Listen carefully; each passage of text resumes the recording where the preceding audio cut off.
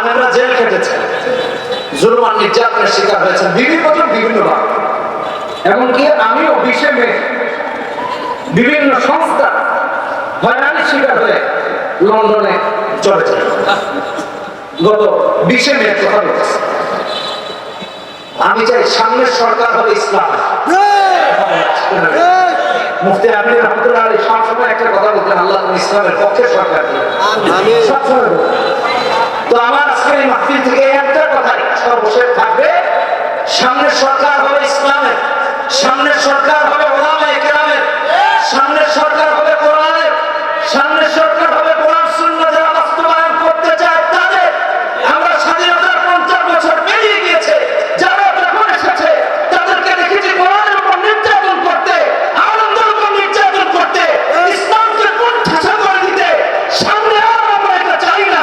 ইসলামের পক্ষে যারা থাকবে তাদের সাথে কাঁধে কাঁধ মিলিয়ে এগিয়ে যাবো ইনশাআল্লাহ। সব বিষয়ে আলেমদের সাথে পরামর্শ করবো ইনশাআল্লাহ। এবং আলেমরা এই জাতি এবং এই বিশ্বের সূর্য সত্তা।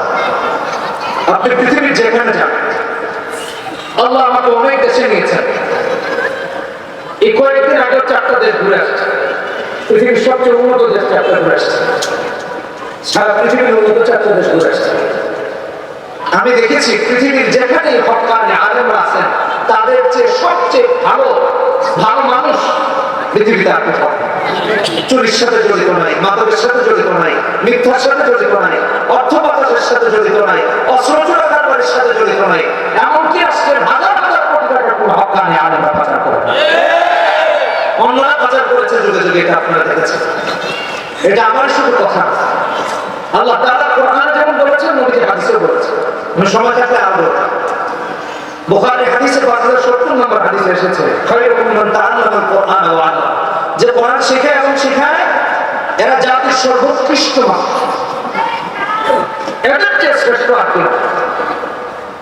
এজন্য আল্লাহ তাআলা তাদের মর্যাদাকে আকাশচুম্বী করে রেখেছে। প্রত্যেকটা হক্কানি আলেম আল্লাহ তাআলা এই জন্য দায়িত্ব দিয়েছেন যে একটা আয়াত হলো পৌঁছায়, যদিও একটা আয়াত, একটা বাক্য যদি হয় দিনের এটা পৌঁছায় দেওয়ার দায়িত্ব রাসূলুল্লাহ সাল্লাল্লাহু আলাইহি ওয়াসাল্লাম আপনাকে আমাকে দিয়েছেন। এই জন্য আমার ভাইরা, আমরা যদি আলেমদের সাথে থাকি, হক্কানি আলেমদের সাথে থাকি, তাহলে ইনশাআল্লাহ আল্লাহ তাআলা আমাদের দেশের উপর শান্তি বর্ষণ করবেন, সমাজের উপর শান্তি বর্ষণ করবেন, আমাদের এলাকার উপর শান্তি বর্ষণ করবেন। প্রত্যেকটা জায়গা ভেজাল মুক্ত হয়ে উঠবে ইনশাআল্লাহ। রাজি আছেন? আমরা রাজি আছেন ইনশাআল্লাহ।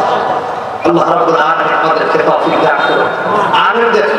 আলেমদের এই দায়িত্ব, আলেমদের এই কর্তব্য আমি আপনাদের কাছে তুলে ধরলাম।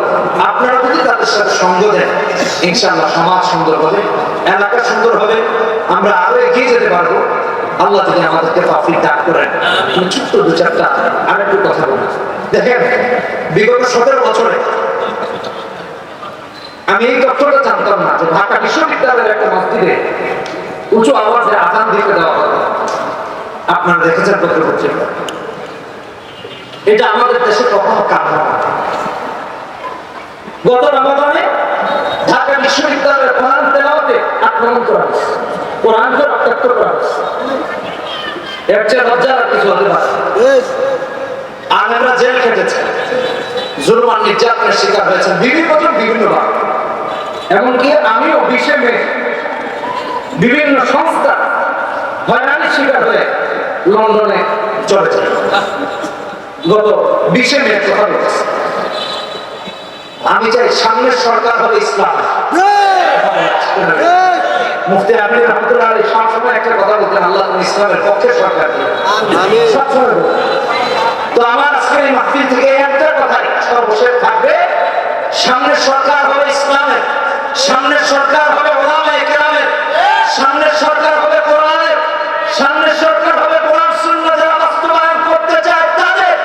আমরা স্বাধীনতার 50 বছর পেরিয়ে গিয়েছে, যারা যখন এসেছে তাদেরকে দেখেছি কোরআনের উপর নির্যাতন করতে, আনন্দের উপর নির্যাতন করতে, ইসলামকে কোণঠাসা করে দিতে।